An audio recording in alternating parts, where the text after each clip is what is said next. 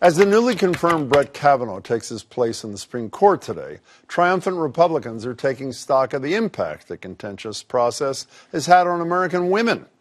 You have a lot of women that are extremely happy, a tremendous number of women. The one silver lining that I hope will come from this is that more women will press charges now when they are assaulted.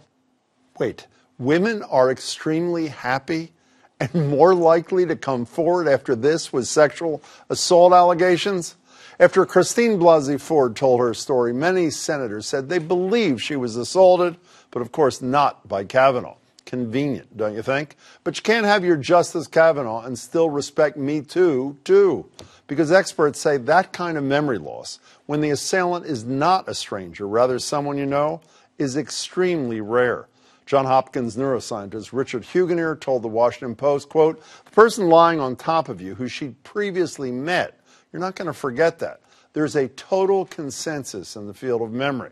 But it should come as no surprise that this very male, very old group of Republican senators who have never had a woman on their side of the committee, never, aren't faring well with what I'm sure they'd call the fairer sex. In fact, the chairman of the committee, that's Senator Chuck Grassley, 85, doesn't even think women have what it takes to sit on the panel. He told reporters late last week, quote, "We've tried to recruit women and we couldn't get the job done. It's a lot of work. Maybe they don't want to do it."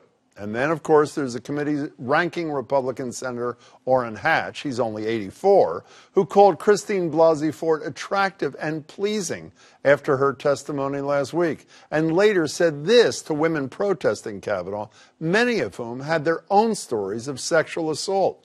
When you grow up, Robinson. When I grow up, we grow up. How dare you talk to women that way? How dare he is right, especially as he and his fellow old Republican men try to make allegations of sexual assault about themselves. Remember this from last week? It's a very scary time for young men in America. Scary for the men being accused of assault, not the women, apparently, who have been actually assaulted. Trump says a, quote, tremendous number of women are extremely happy in the wake of Kavanaugh's confirmation. But I think a sketch from this week's Saturday Night Live got closer to the truth.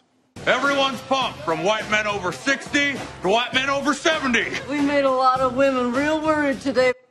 A lot of women are worried about what this means for the Me Too movement. A lot of women and a lot of men, including this one, too.